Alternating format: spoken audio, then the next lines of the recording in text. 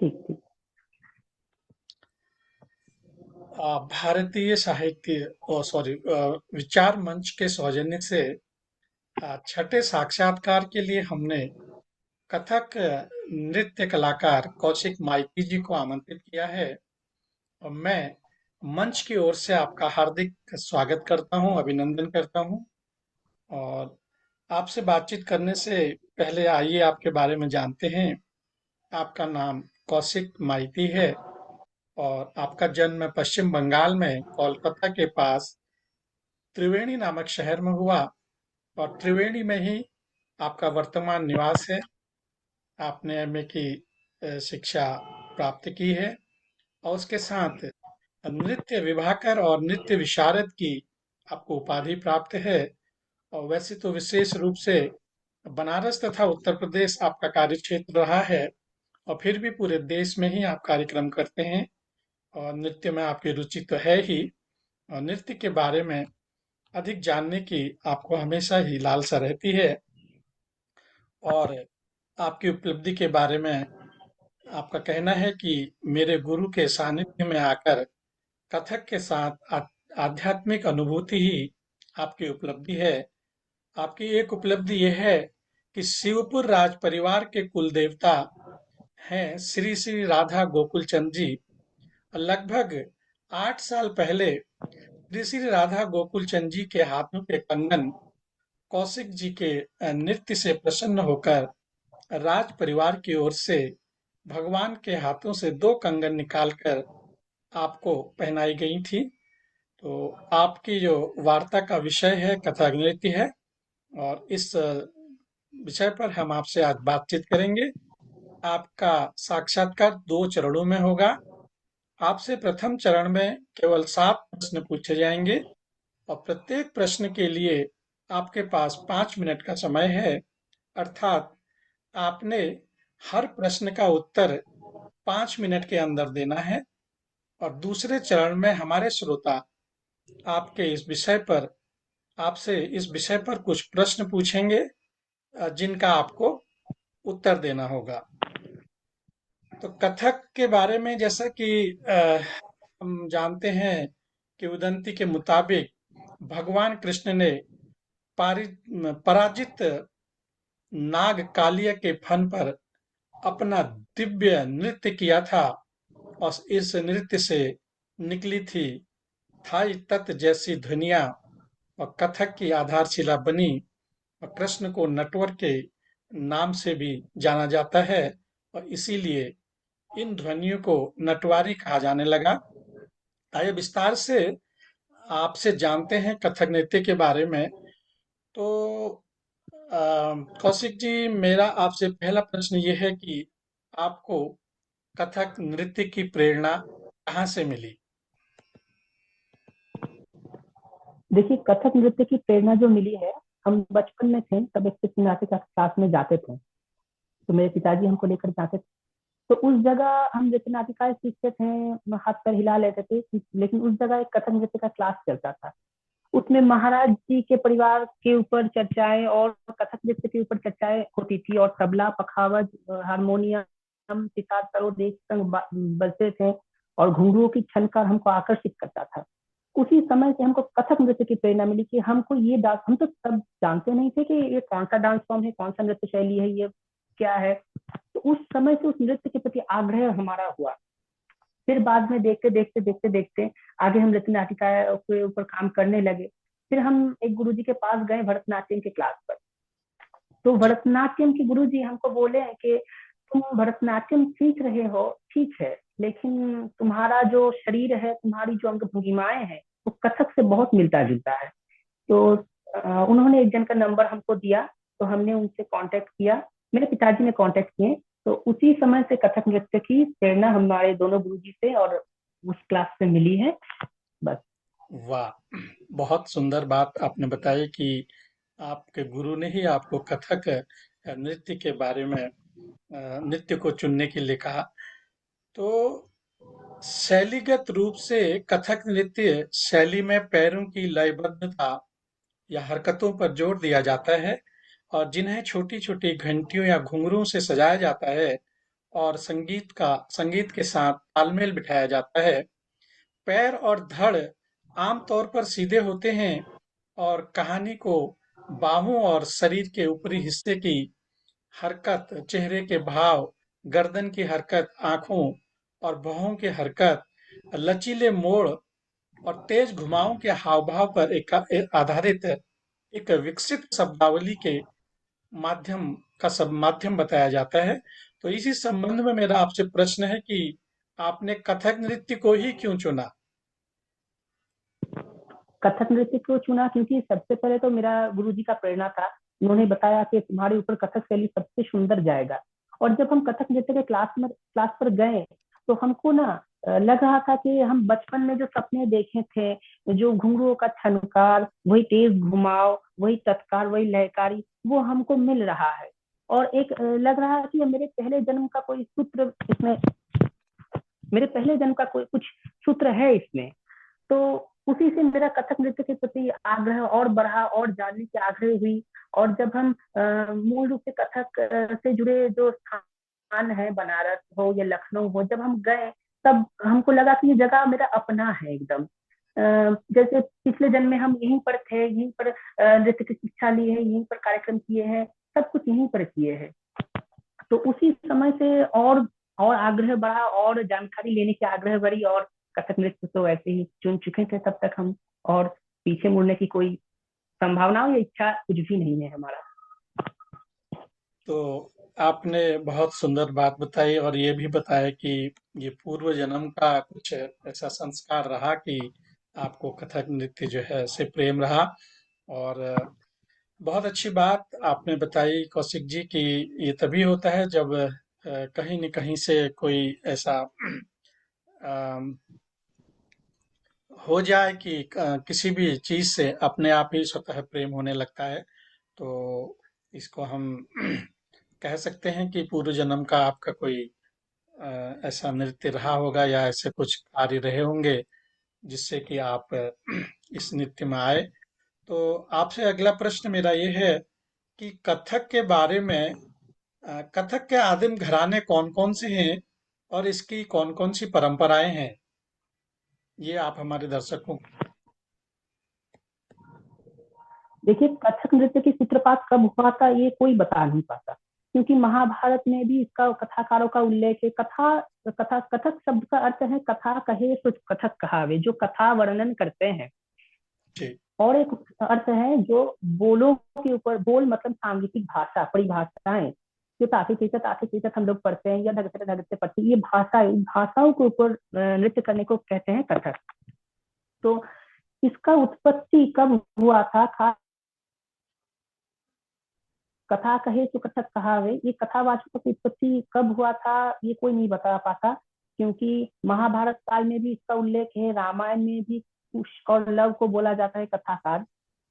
तो ये लोग राम दरबार में आए थे, आपको शायद जानकारी है, हम कथा सुनाए, ये गाना भी है तुलसीदास जी का।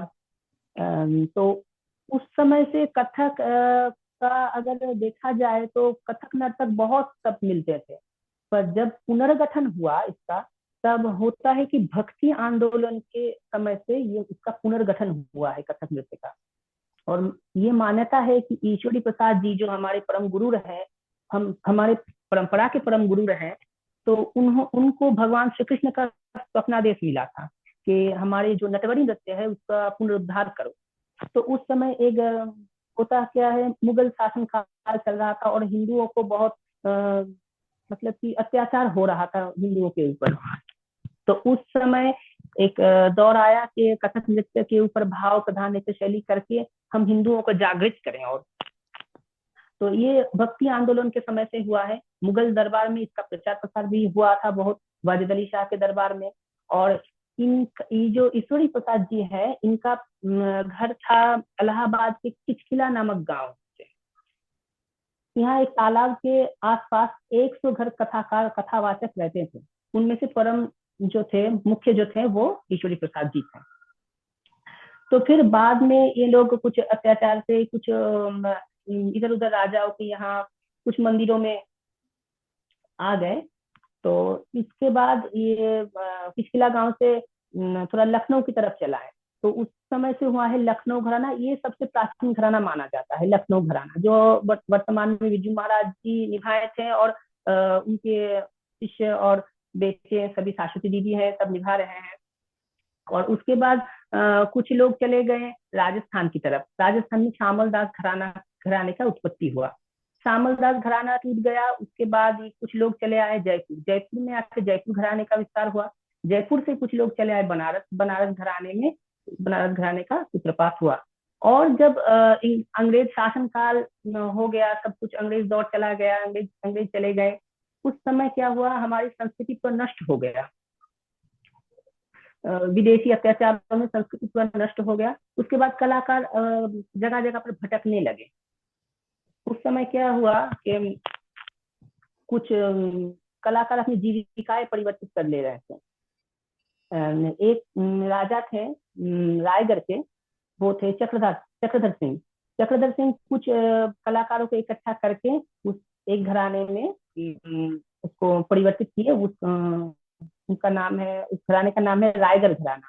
रायगढ़ घराने का सूत्रपात तब हुआ। तो सबसे प्राचीन और मुख्य घराना लखनऊ और जयपुर घराना है, उसके बाद बनारस, उसके बाद रायगढ़। बहुत अच्छी बात आपने बताई कि लखनऊ और जयपुर के घरानों से कथक नृत्य नृत्य का हमारे देश में प्रादुर्भाव हुआ, और तब से ये आज तक बराबर चली आ रही है।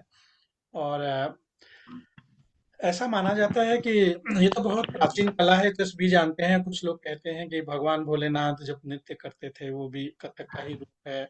और अभी मैंने जैसा कि कहा, कालिया के फन के ऊपर जो श्री कृष्ण ने नृत्य किया वो भी कथक का ही प्रारूप बताया जाता है। तो आधुनिक हमारे देश में कथक बहुत ही लोकप्रिय नृत्य है। और अगर कुछ नाम इसमें लिए जाएं, तो जैसा अभी आपने बोला, बिरजू महाराज, दुर्गा लाल, दमयंत जोशी, गोपी कृष्ण, और आधुनिक माधुरी दीक्षित नेने का भी नाम इसमें लिया जाता है, रानी कर्ण, रोहिणी भाटे, शंभू महाराज, सितारा देवी, श्रुति पटकी, उमा शर्मा और वीरू कृष्णन जैसे नाम प्रसिद्ध हैं। और आप स्वयं को अभी कहाँ पर देखते हैं? देखिए, जिन लोगों का नाम आपने बोला, माधुरी दीक्षित तो पूरा अभिनय जगत से है, थोड़ा बहुत कथक नृत्य की चर्चा भी करती है। और बाकी जिन लोगों का नाम आपने बोला, वो सब महान गुरु हैं, सब स्वयं कथक है। ये कोई कलाकार नहीं है, स्वयं कथक है ये सब। तो इन लोगों की तुलना हमसे नहीं होती, हम छोटे मोटे व्यक्ति हैं। और इन लोगों के और महाराज जी के परंपरा में, हम गुरु शिष्य परंपरा में हम सीखे हैं। रानी कन्या जी के गुरु शिष्य परंपरा में गुरु कियाचंद्र जी के पास मैंने तालीम लिया है। तो गुरु की तुलना हमसे नहीं होती, हम तो बस उनके शिष्य हैं। उनकी दी गई शिक्षा को आगे बढ़ाना चाहते हैं, बस भविष्य में फैलाना चाहते हैं, यही काम है। बस उनके चरणों में सतत प्रणाम, और कुछ नहीं, बस उनका आशीर्वाद मिलता रहे। बहुत अच्छी बात आपने बताई कि गुरु के चरणों में या गुरु का आशीर्वाद सदा बना रहे, और गुरु के चरणों में ही रह करके कोई भी कार्य को सिद्ध किया जा सकता है। आपकी बहुत अच्छी धारणा है। तो आपसे मेरा अगला प्रश्न है कि भारतीय समाज में किस प्रकार इसका विस्तार किया जाना चाहिए? भारतीय समाज में। देखिए, भारतीय कथक तो जी जी। कथक नृत्य तो भारतीय संस्कृति का एक हिस्सा है, अंश है। तो प्राचीन काल से चली आ रही है। जब हमने बताया आपको, महाभारत के काल से या रामायण के काल से कथक नृत्य का प्रचार प्रसार है। तो सरकारी ओर से कुछ ध्यान दे रहे हैं, और हम लोग क्या हो गए हैं आजकल, भारतीय जो लोग निवासी हैं, वो भारतीय संस्कृति से अधिक विदेशी संस्कृतियों को अपना रहे हैं।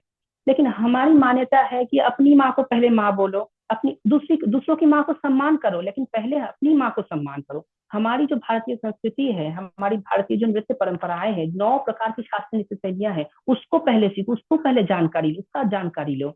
उसका जानकारी लेते लेते पूरा जीवन बीत जाता है। भाई तुम क्यों दूसरों की शास्त्र नृत्य, दूसरों की नृत्य शैलियां अपना रहे हो? हाँ, तुमको अच्छा लग सकता है, कर सकते हो, लेकिन इसको भी संग संग सीखो, इसको अपमान मत करो। और भी प्रचार प्रसार होना चाहिए। हम जो नए जमाने के कलाकार हैं, जो बच्चे सीख रहे हैं, उन लोगों में और भी प्रचार प्रसार हो रहा है। और माता पिताओं के अंदर भी ये भावना होनी चाहिए कि हमारी संस्कृति को आगे बढ़ाएं। और यही है, बस और भी होना चाहिए और आगे बढ़ना चाहिए हम लोग को।